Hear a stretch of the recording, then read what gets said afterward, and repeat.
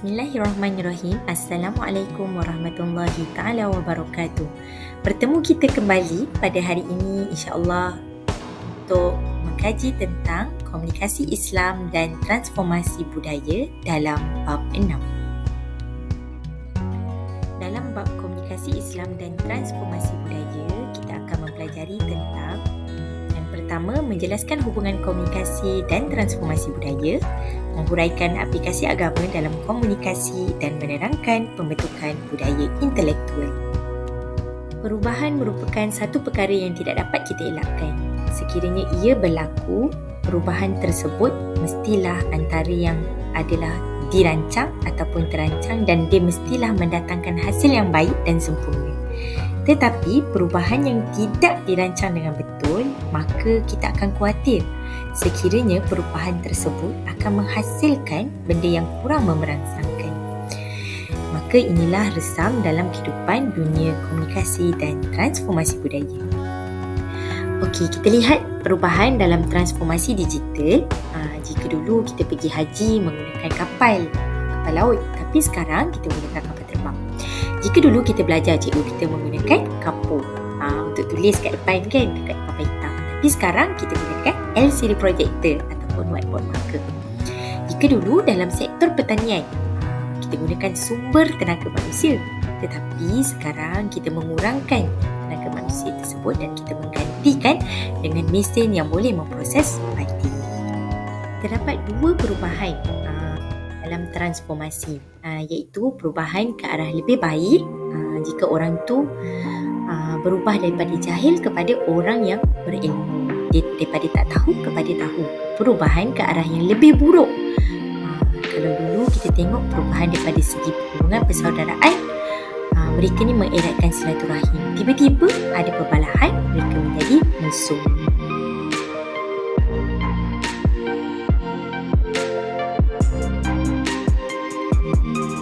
Antara ejen-ejen perubahan dalam komunikasi dakwah dan peranannya adalah, kita lihat yang pertama daripada ibu bapa. Ibu bapa sangat memainkan peranan penting dalam ejen-ejen perubahan kerana mereka adalah orang yang pertama yang mendidik anak-anak.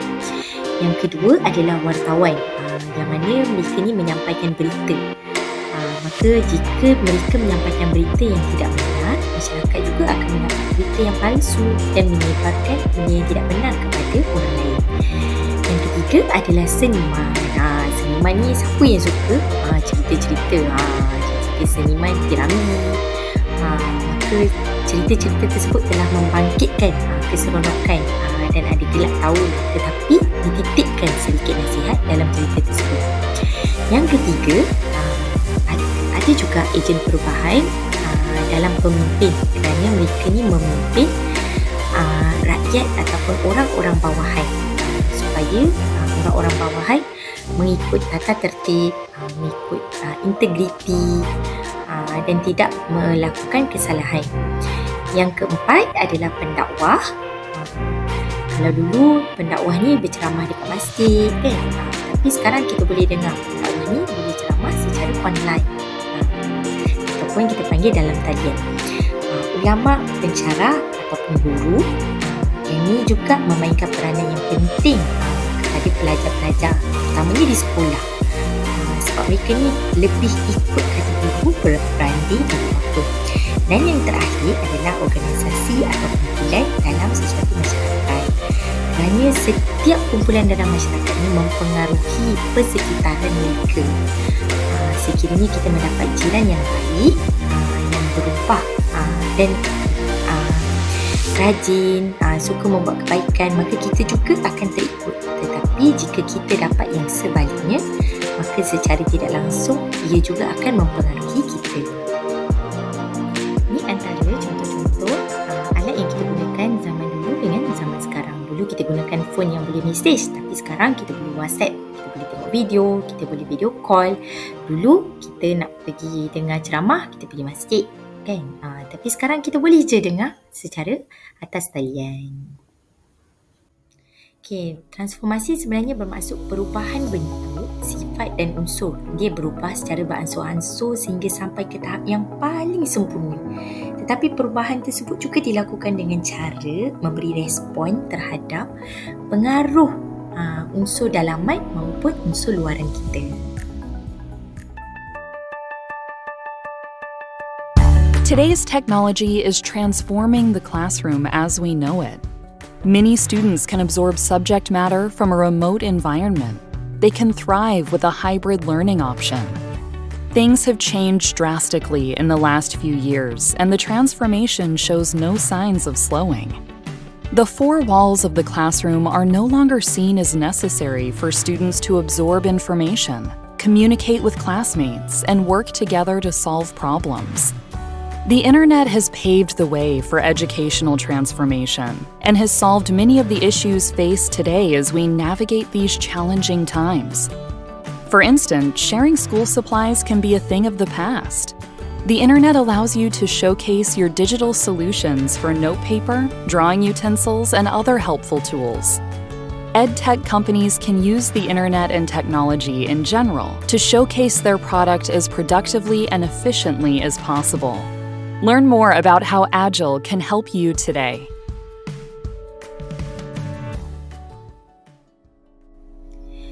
Ini adalah definisi budaya. Apa itu definisi budaya? Sebenarnya definisi budaya ini adalah satu perubahan yang membentuk cara berfikir kita, cara berkelakuan kita dan dalam sesetengah sekelompok masyarakat tertentu.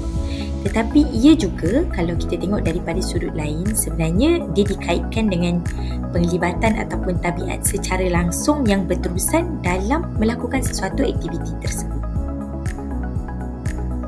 Transformasi budaya adalah sesuatu yang bersifat alamiah.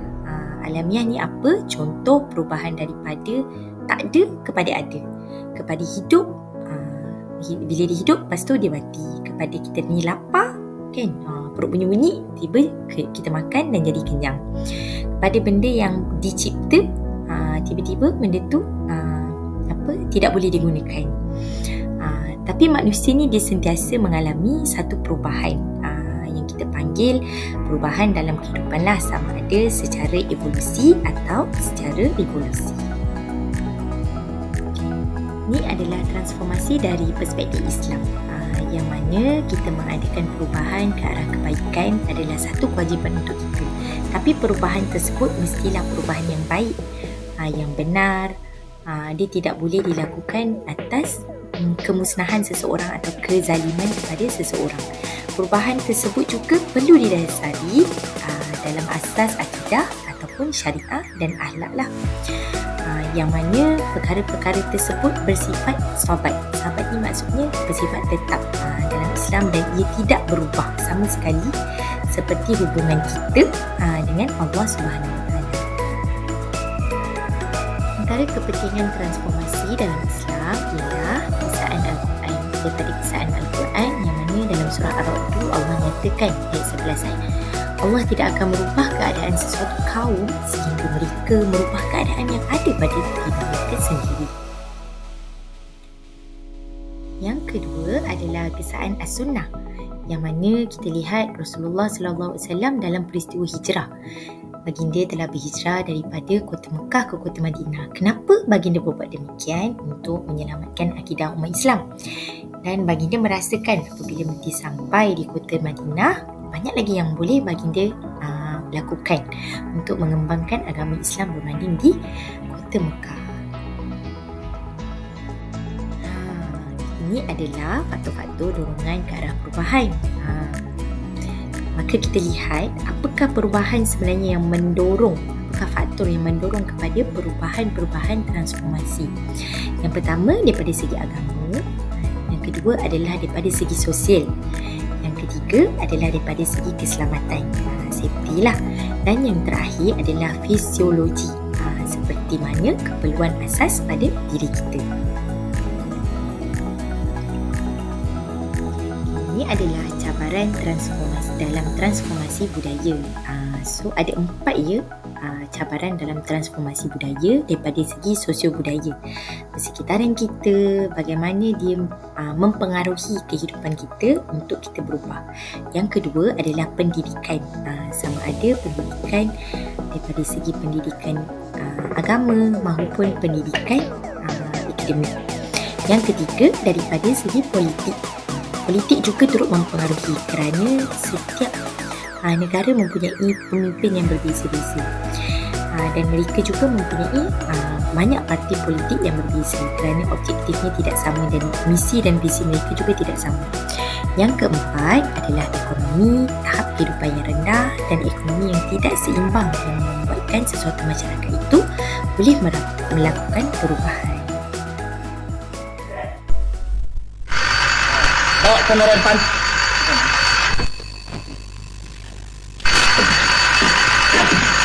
Korang dah hafal dialog semua? Boleh kita ambil gambar sekarang? Boleh tuan. Orang lagi?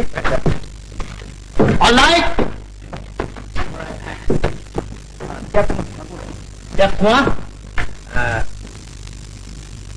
Kamera. Running. Go. Running. 51 by 1. Action. Berapa senang beta punya hati. Betalah yang digelarkan Setan Aminur Rasyid. Kan setan syaitan sultan. Maaf Tuan Director. Go. Running. Take 2. Action.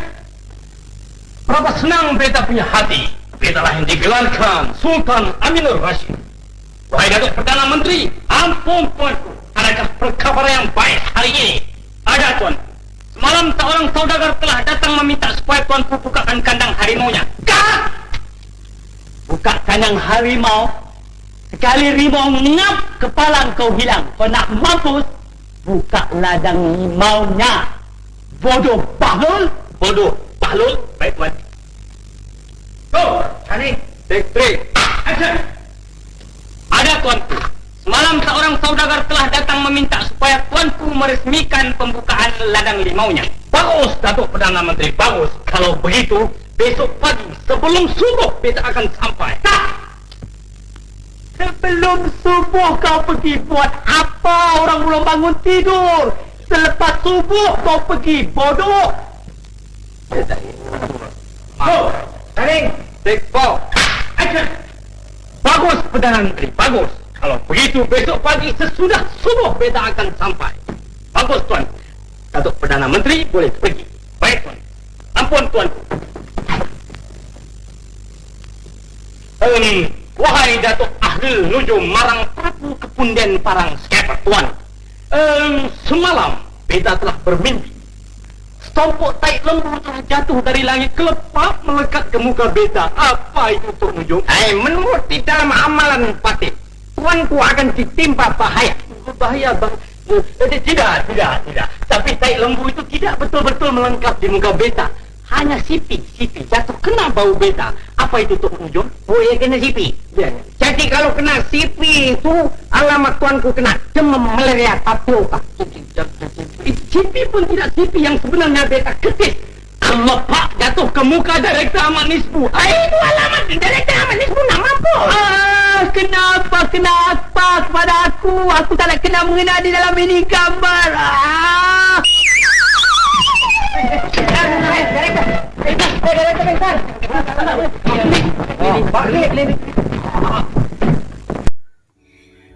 Berikut saya nyatakan tentang ciri-ciri intelektual Islam.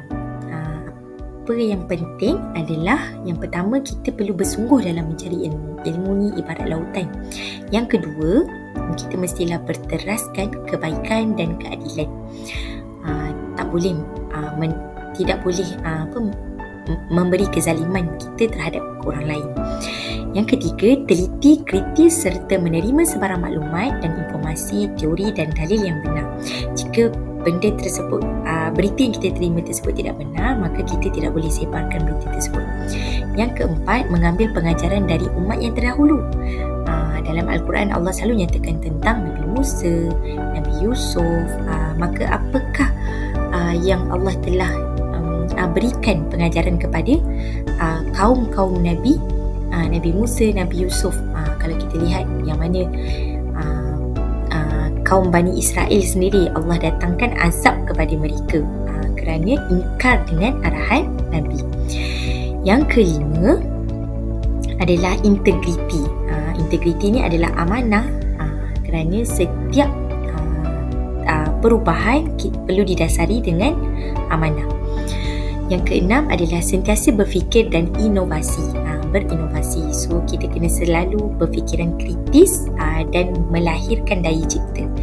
Yang ketujuh, sentiasa mengambil iktibar, iaitu pengajaran, dan kita menerima apa yang Allah berikan kepada kita, iaitu takdir ilahi. Dan yang terakhir adalah kita perlu mengutamakan masalah ataupun maslahat ummah, mengutamakan kebajikan masyarakat. Perkara yang paling penting sekali adalah keperluan daripada masyarakat di sekitar kita. Ini adalah cabaran budaya intelektual. So ada 4 cabaran budaya intelektual. Yang pertama, budaya negatif. Budaya-budaya yang tak bagus yang masuk ke dalam negara kita itu adalah budaya-budaya negatif. Contohnya budaya punk, LGBT. Yang kedua adalah pengaruh media massa. Yang ketiga, kurangnya kesedaran daripada masyarakat.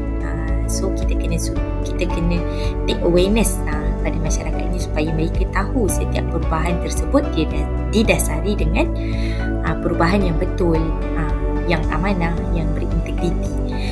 Yang keempat adalah kurangnya ilmu pengetahuan. Kadang-kadang masyarakat kita ni dia nak cepat, dia ambil je daripada YouTube tanpa dia memeriksa terlebih dahulu siapakah orang yang menyampaikan dakwah tersebut. Adakah orang tersebut merupakan penunggang agama, ataupun adakah orang tersebut adalah orang yang betul. Berikut adalah kepentingan budaya intelektual dalam komunikasi, yang merupakan pemegang amanah Allah. Yang kedua, kepimpinan dalam dunia berfikir. Kenapa pentingnya? Sebab kita memimpin. Yang ketiga, communicator intelek. Kita memang menggunakan media massa, media cetak. Yang keempat, benteng penguasaan barat terhadap negara Islam. Jadi apabila sesuatu yang masuk ke dalam negara kita, kita perlu proses terlebih dahulu. Kita tak boleh terima semua benda, sebab kita tak tahu kebenaran kita tidak tahu benda yang ada di sebaliknya. Ini adalah matlamat budaya intelektual yang merealisasikan intelektual pewaris Nabi, yang mana ia juga merungkai masalah umat dan merealisasikan kecerdikan akal serta konsep khalifah. Selain itu, ia juga merealisasikan amanah ilmu terhadap budaya intelektual kita. Kesimpulannya, komunikasi Islam dan transformasi budaya tidak boleh dipisahkan. Maka insan beradab dan komunikasinya akan membentuk masyarakat yang sejahtera, jiwa dan minda. Butiran kata yang diutarakan penuh dengan hikmah dan kelembutan. Sekiranya kita berubah daripada bersifat jahil kepada orang yang berilmu. Budaya masyarakat juga akan dipimpin oleh agama. Islam ini adalah the way of life. Apabila tata cara kehidupan kita dilandasi dengan agama ilahi, maka masyarakat kita akan menjadi lebih sejahtera, bangsa kita akan menjadi lebih mulia, dan agama kita juga akan dijadikan panduan hidup kepada masyarakat yang lain.